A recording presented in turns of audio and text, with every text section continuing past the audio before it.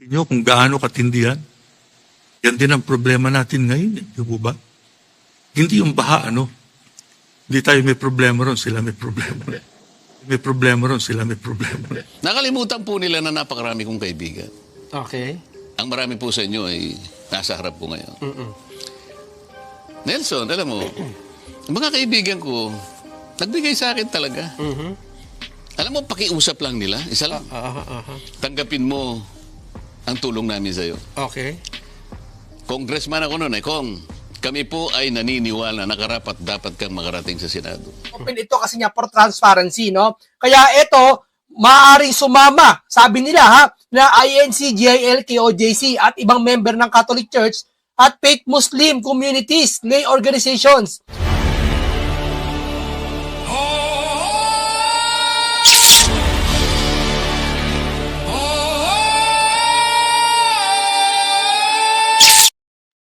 Mangunguna daw ang Iglesia ni Kristong Tatag ni Felix Manalo sa isa sa gawang rally for transparency. At ayon sa napaulat na, sama-sama daw ang GIL, yung Jesus is Lord, na tatag ni Eddie Villanueva, na ang kanyang anak ay kasama ni Senador Jinggoy, si Senador Joel, na kinasuhan na kaugnay sa flood control. Pero may video na kumakalat na sabi ni Mr. Manalo, Eduardo Manalo, hindi naman umano problema sa kanila yung flood, yung baha, kahit pa may templo silang binabaha. May simbahan sila na binabaha. At nagiging viral din itong nagkontrahan na salin ni Senador Rodante Marcolita sa kanyang nagasto sa nakalipas na eleksyon. Bakit? Dahil batay sa nagasto niya sa nakalipas na eleksyon ay umabot sa 112 million pesos. Samantalang ang kaniyang salin ay 52 million pesos. At batay sa kaniyang pahayag na yung 112 million sa kanya yon, walang contribution na idiniklara niya. At nanawagan si Munting Kaalaman na kita ninyo na pwedeng sa asama daw umano ang mga Muslim, ang mga Katoliko, at binanggit pa diyan na ang GIL at ang Kingdom of Jesus Christ ni Apollo Kibuloy pwedeng sasama, magsagawa sila ng sanib puwersa. Pero napansin nyo, ano ang doktrina ng Iglesia ni Cristo? Alam nyo ba? Mula pa noon nang itinatag sila ni Felix Manalo, alam nyo ba kung anong doktrina nila? Una, nasa Pasugo Magazine nila. Yung mga nagtuturo na si Kristo'y Diyos ay sa demonyo. Well, kung pag-isipan ninyo, una, ang GIL nagtuturo na si Kristo ay Diyos. E di ibig sabihin, sa demonyo ang GIL. Dahil nagtuturo na si Kristo ay Diyos. Ang sikta lamang natatag ni Felix Manalo hindi nagtuturo na si Kristo ay tunay na Diyos. Siya ay tunay na tao. Pero para sa atin, dual nature, both human and divine. Ngayon, si Apollo Kibuloy, kahit pa nagdeklara na appointed son of God siya, naniniwala siya na si Kristo ay Diyos. Although pareho sila sa INC na hindi naniniwala sa Trinity. Yon, inaatake ni Apollo Kibuloy. Ngayon, ang punto dito, kung para sa INC, ang naniniwala na si Kristo ay Diyos ay sa demonyo. Abay, ibig po ba sabihin, kung sa panahon sa rally, makipagsanib, puwersa sila sa demonyo. Nanawagan din, narinig natin si Munting Kaalaman, na pwede din ang mga Katoliko daw umano sasama. Di po ba palaging binanatan ng INC, mga kapatid, ang simbahang Katoliko? Di ba? Palaging binanatan nila na ang Katoliko day sa demonyo. Pagkatapos, sa panawagang ito pwedeng sasama, ibig sabihin, matapos nila binanatan na ang Katoliko ay sa demonyo, nanawagan sila na sa kanilang paniniwala, ang Katoliko ay sa demonyo, sasama sa kanila sa rally. Boy, di ba? Nakapagtataka. And then, di lang yan, mga kapatid. Di lang yan. Doktrina ng INC na hindi makipaghalubilo daw sa sanlibutan. Hindi daw makipaghalubilo sa sanlibutan. At ang tawag nila sa mga Protestante at Katoliko ay sa sanlibutan.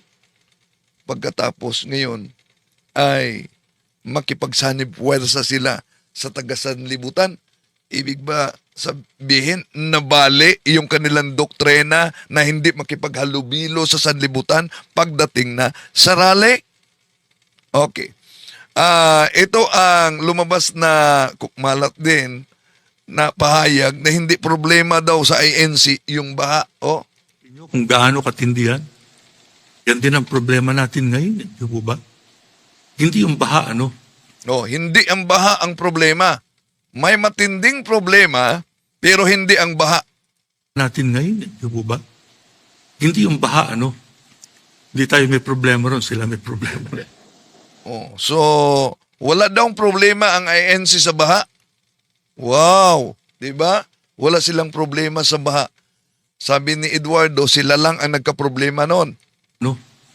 Hindi tayo may problema ron, sila may problema.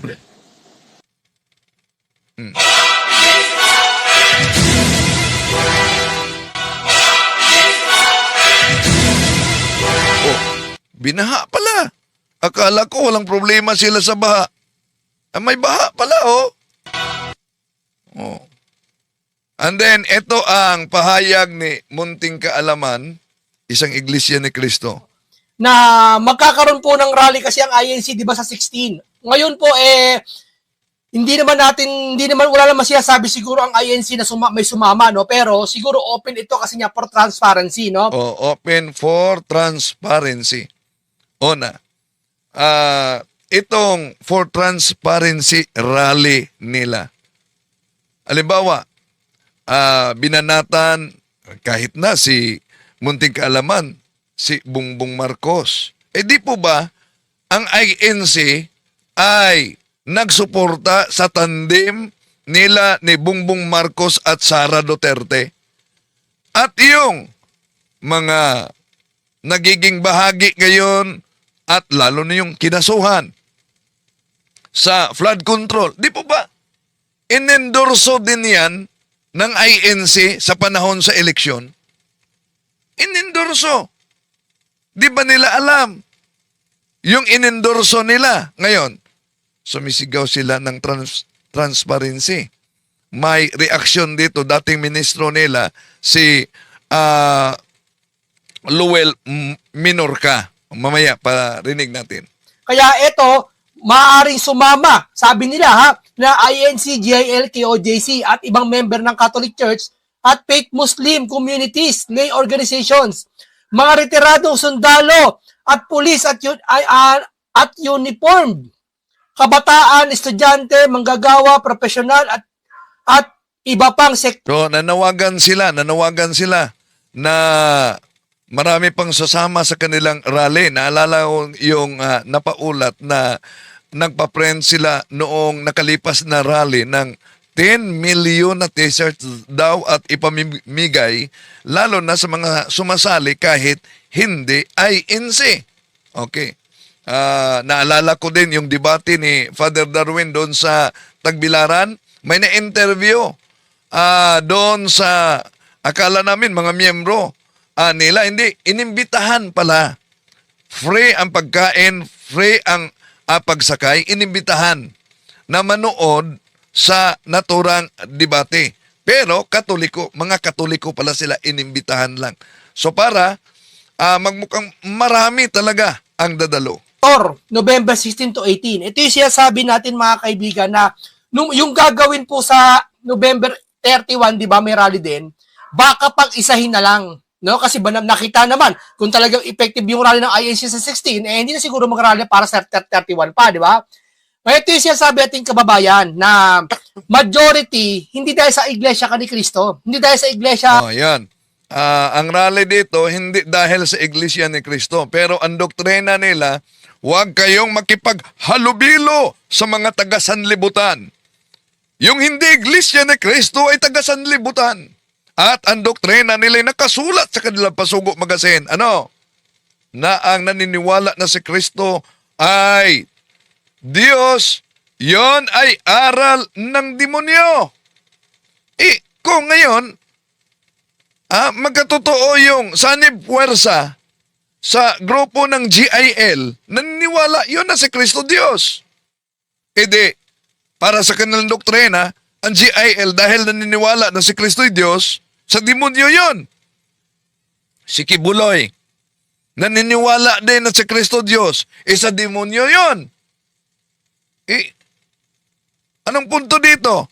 Makipagsanib puwersa ba kayo sa demonyo? Okay, tuloy natin.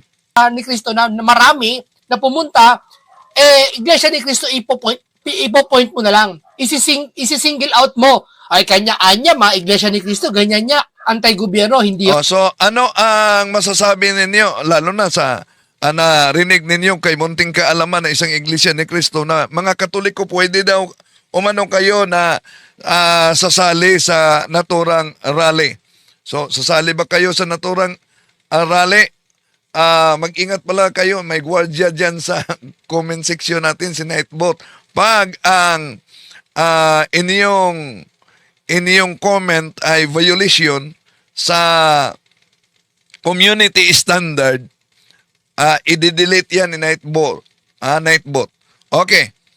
Tuloy natin mga kapatid. Ito bigyan ko kayo ng idea. Sa tingin nyo, ganito karami sasama. Ganito karami pupunta. Tignan nyo yung social media sa Facebook, napakarami. Isa-isahin nyo kung talagang troll yun. Hindi troll yun. Yung mga bumabatikos kay Junior, hindi mga troll yun. Tignan nyo. Yung bumabatikos kay Junior. Di po ba, ang INC sumusuporta para makaupo yung tinatawag ninyong Junior na si BBM? Naman po kasi isa-isa. Kesa naman yung mga bumabatikos kay Senator di kaya dahil sa panahon ni Duterte noon, binigyan ng pwesto ang kanilang tagapangasiwa, ambasador sa OFW, ngayon din nabigyan, kaya ito ba posibilidad na against talaga sila sa kasalukuyan na kaupo? Dante Marcoleta at sa iba. At yung panawagan nilang transparency, di po ba yung involved mismo, halimbawa, sa GIL, sino ang founder ng GIL? Ang founder ng GIL, walang iba si Mr. Eddie Villanueva. Ama siya ni Senador Joel Villanueva na dahil sa kasalukuyang kaso na isinampa kasama si Senador Jinggoy Estrada, naglabas ng freeze order ang Anti-Money Laundering Council, ang AMLAC, para sa mga bank account nila ni Senador Joel Villanueva at Senador Jinggoy Estrada, lalo na si Ako Bicol Party List, Representative Saldi Ako, at yung DPWH District Engineer dati, dahil tinanggal sila, si Engineer Henry Alcantara, retired DPWH Yusik Roberto Bernardo, at dating Caloocan Representative na si Mitch kahayon oy mga kapatid. Okay. So, tuloy natin. Nanawagan sila for transparency. Ang tanong, sila ang panahon sa eleksyon, di ba? Ini-endorsa nila ang ilang mga involved kaugnay dito. Pa, kay Sara, puro troll. Hanggang ngayon wala akong nakita. Yung totoo lang, wala akong nakita na fake account lahat eh. No, yan. Mga trolls daw umano yung at mga fake account. Dami naman talaga fake account. Pero kaugnay sa rally at yung black voting ng INC, nagsalita ang dating ministro, si Luel Minorca. No? Dating ministro sa interview ito, mga kapatid. At may isiniwalat siya. Si Luel Minorca, ninong niya sa kasal, ang tagapangasiwang pangkalahatan, si Eduardo Manalo. Ito ang kanyang pahayag. Yan ang current currency ni Eduardo Manalo para sa mga politicians at para sa kanilang mga vested interest. Root of corruption that has plagued the country for many, many years.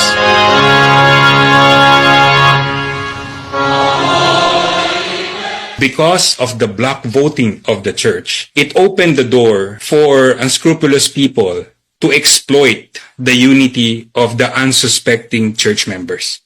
Parang these are all vested interests of the church in exchange for political endorsement. Meron din kapalit na political favors. More and more members of the Church of Christ are now opening their eyes and actually realizing this is no longer the same church as it used to be. It is no longer Dating ministro ito, si Manorca. No? about God. It is now about vested interest, political influence, and greed and power and money. And I know that there are also politicians who are already fed up with this patronage system with the church and the government. It actually diminishes the ability of the country to have good governance. I know that there are some people who wants change, who wants to expose the truth so that it will not be abused. This root of corruption that has plagued the country for many, many years.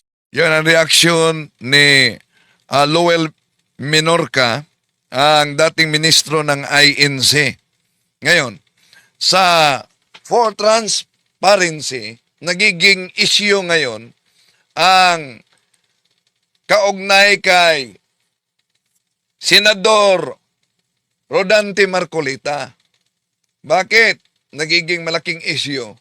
Ito'y may kaugnayan sa idiniklara niyang salin na lumabas na nagkontrahan sa nagasta niya sa nakalipas na eleksyon. Bakit?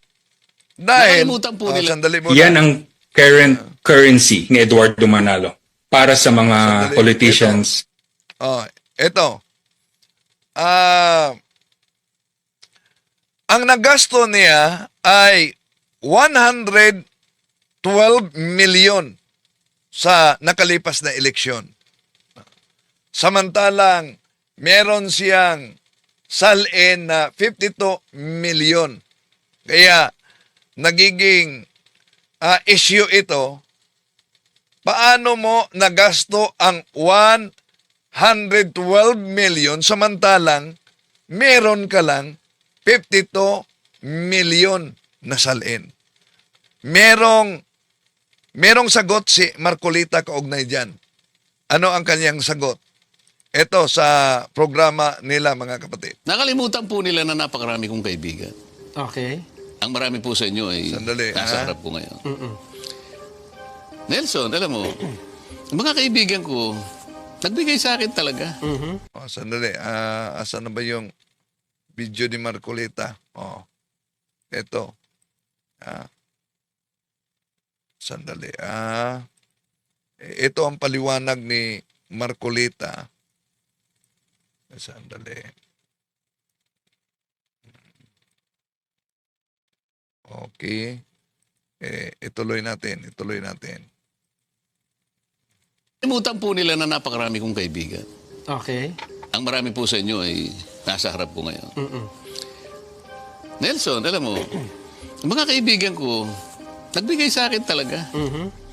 Alam mo, pakiusap lang nila. Kita Isa lang, yung video. tanggapin mo ang tulong namin sa'yo. Okay. Congressman ako noon, Kong. Kami po ay naniniwala na karapat dapat kang makarating sa Senado. Tanggapin mo ang halagang ito. Marami sila. Sandali. Sandali.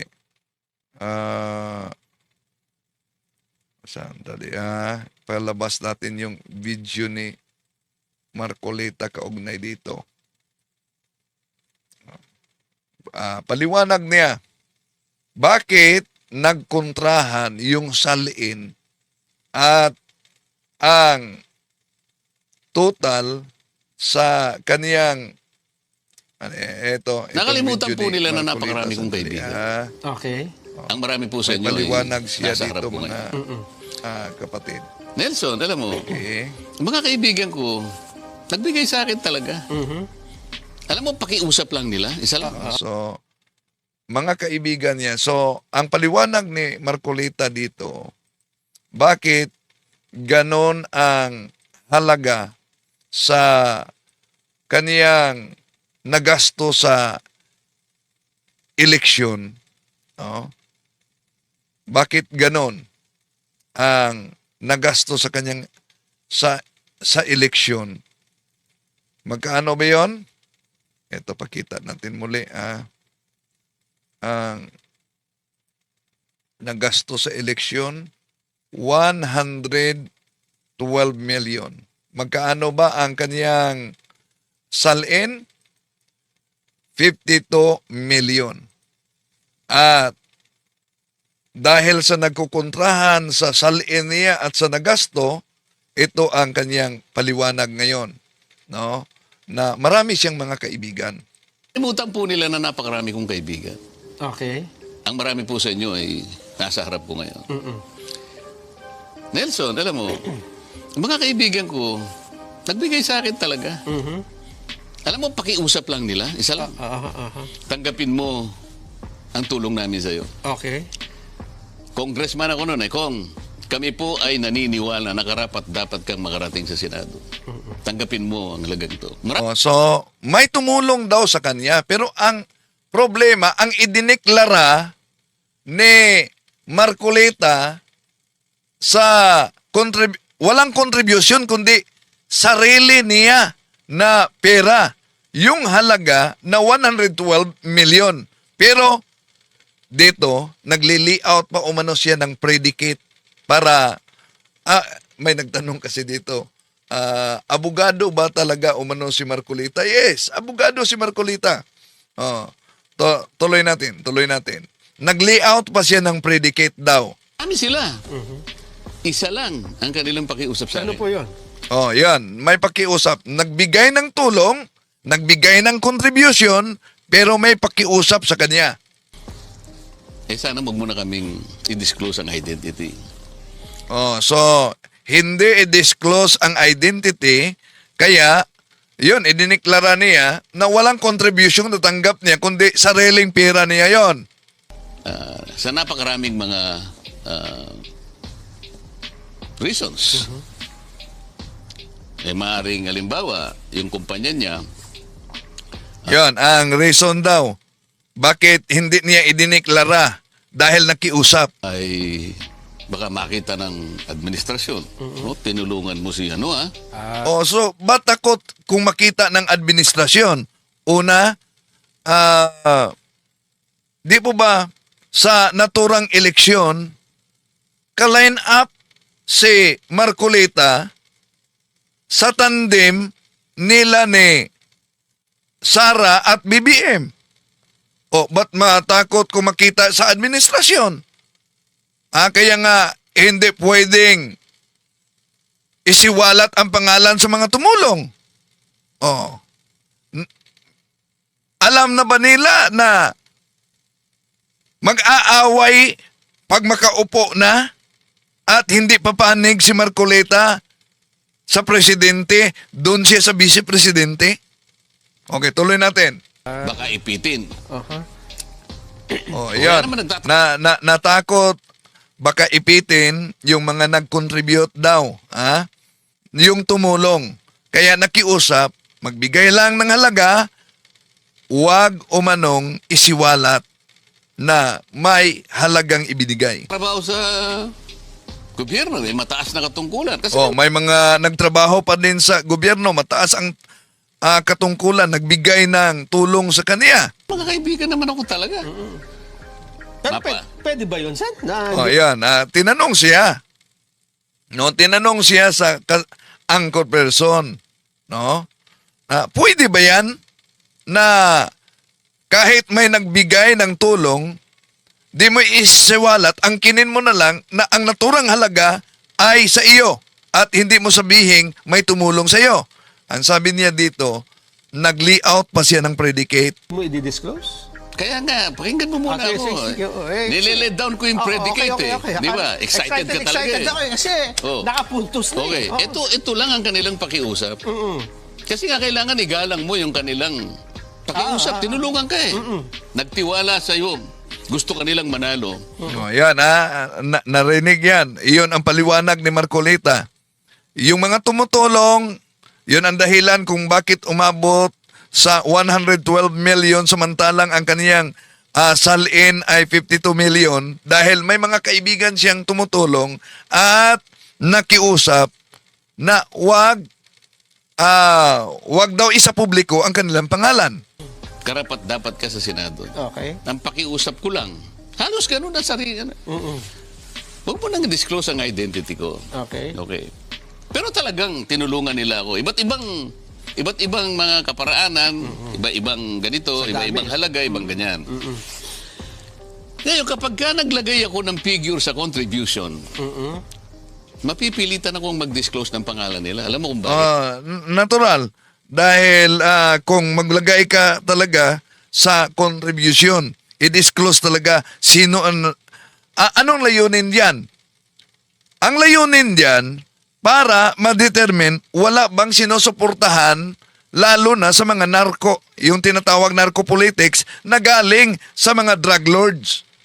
Yun ang isa sa wisdom kung bakit may resolusyon na inilabas ang kumilik kaugnay diyan.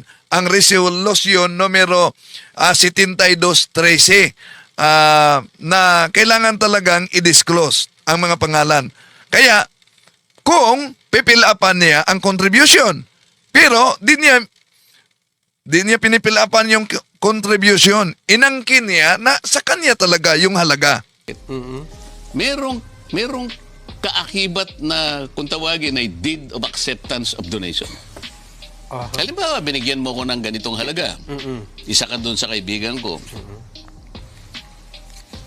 Mapipilitan ako doon sa punto na yon. Ilalagay ko yung pangalan mo kasi nandun ka eh. O edi ngayon nilabag ko yung kaisa-isang kahilingan mo sa akin. Tama? Oo. Okay.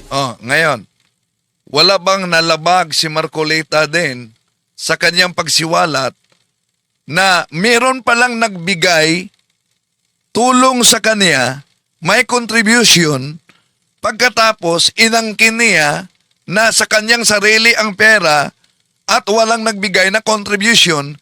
Ang tanong, hindi ba yan violation sa resolution ng Commission on Election 7213 na inilabas noong Mayo 31 taong 2004? Mamaya, tatalakayin natin yan mga kapatid. Tuloy natin. Magagalit ako. Ngayon, ang sabi nila sa akin, paano yung kako? Contribution to eh. Hindi, sabi niya, binigay ko nga sa'yo, contribution, pero utang na loob mo sa akin yan. Ituring mo na lang na utang, sabi niya. Kung yun, ang paliwanag niya, ibig sabihin na yung mga nagbigay ng contribution kay Marcolita, may utang na loob siya. Sino kaya yon? Na hindi niya isinapubliko at inangkin niya na ang naturang halaga na nagastan niya sa eleksyon ay sariling pera niya. Galing mismo sa bibig ni Marcolita. tuloy natin. Loan. Hindi, utang lang. Basta utang na hindi Okay. babaya. Utang na loob eh. Utang na loob na hindi babayaran. Galing mismo sa kanya. Tuloy natin. Ngayon, dahil sa hindi ko pwedeng isiwalat ang kanilang identity, kaya sinabi ko zero in contribution. Yan. Inangkin niya, zero contribution. Ibig sabihin na yung halaga na 112 na nagkontrahan sa salin niyang 52 million, 112 million ang nagasto sa eleksyon ay walang contribution. Pero sa likod niyan, sinabi niya, inamin niya ngayon, meron palang mga nakiusap, may tulong ako sa iyo sa pagtakbo mo, wag lang isa publiko ang pangalan namin. Na mapipilitan ako ngayon na gawing zero yun.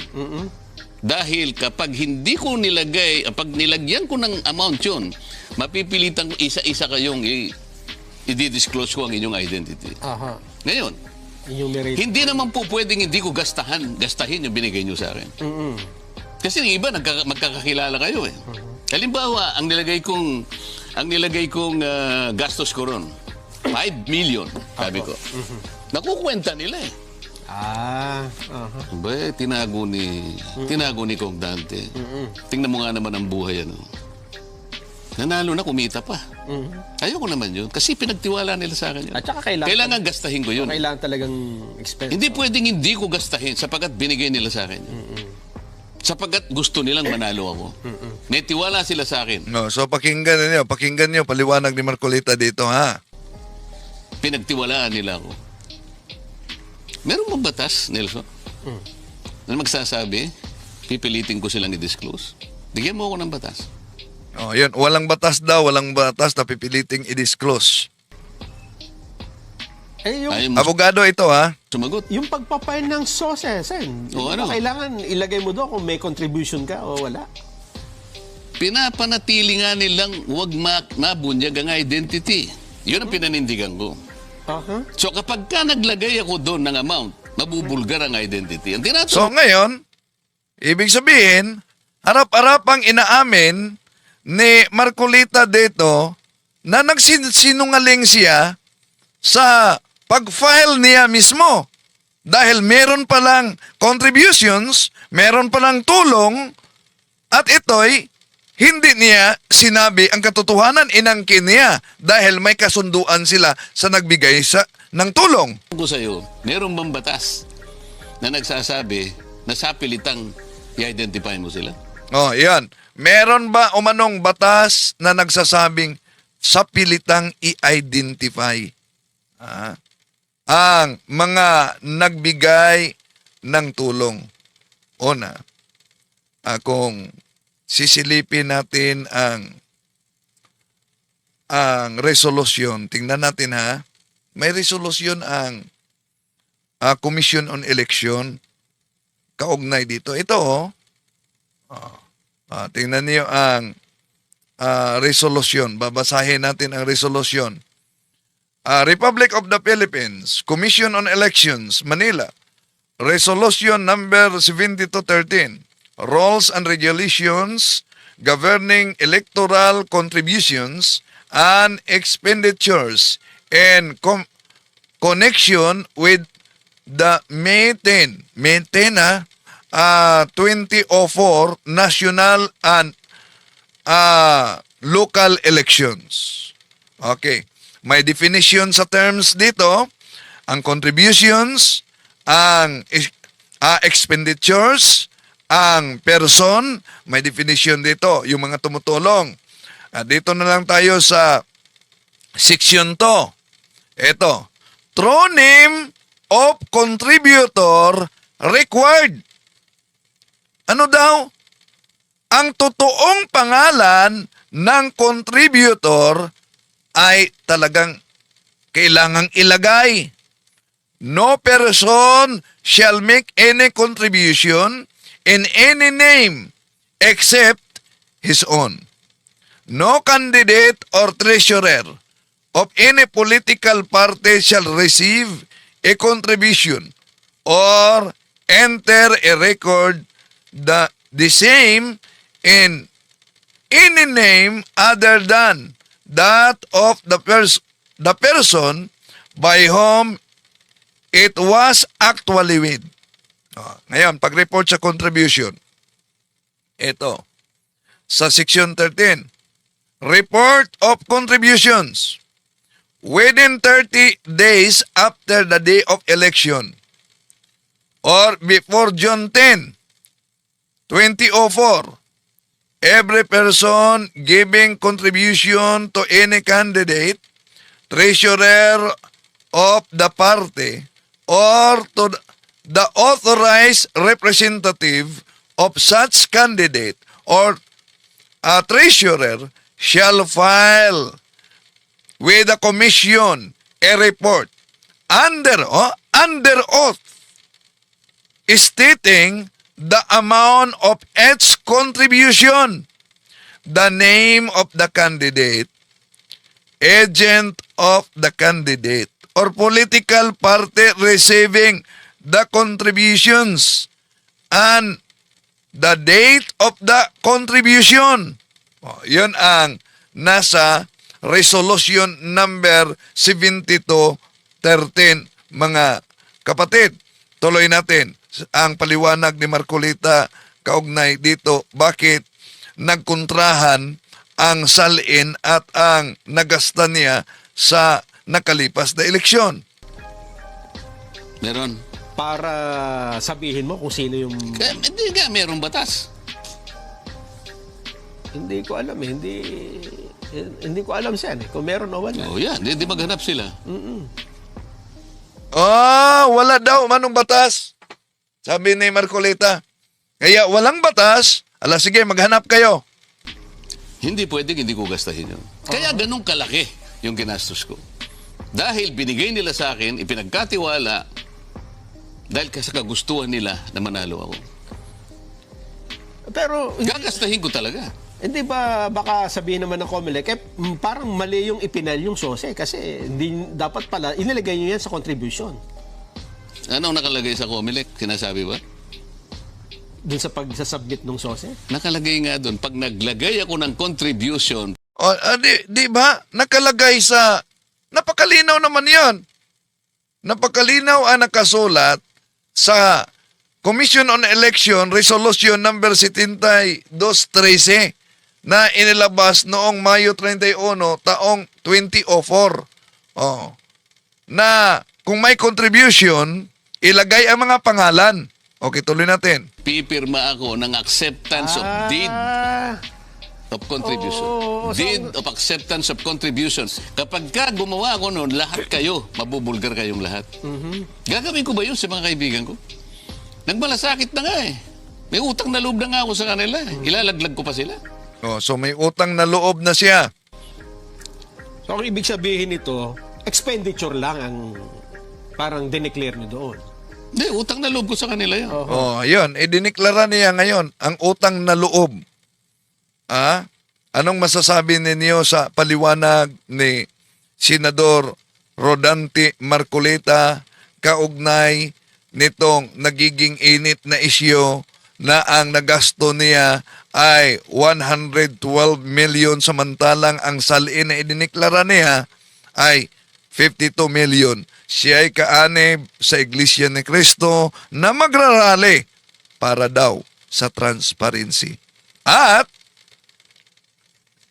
isang pakipag-aliado, posible sa GIL, posible sa kay Kibuloy, kay OGC, and then nanawagan pa yung iglesia na munting kaalaman na open para sa mga Katoliko. Ang punto dito, di po ba palagi ninyong inaatake kahit sa Pasugo Magasin? Kahit si Kibuloy nga, binanatan ni Ministro Ramel Parba at ni Sandoval, Michael Sandoval, na bulaang propeta. Pagkatapos ngayon, makipag-aliado sa binanatan nilang bulaang propeta para sa kanila ang naniniwala na si Kristo ay Diyos ay sa demonyo. Para sa kanila, ang Katoliko ay sa demonyo. Para sa kanila ay NC. Hindi makipaghalubilo. Saan? Sa mga sanlibutan. Yung pakipag-aliado na ito, di po ba, pakipaghalubilo yan sa tinatawag nilang sanlibutan? Isip-isip naman pang may time. Maraming salamat po. Hanggang sa muli.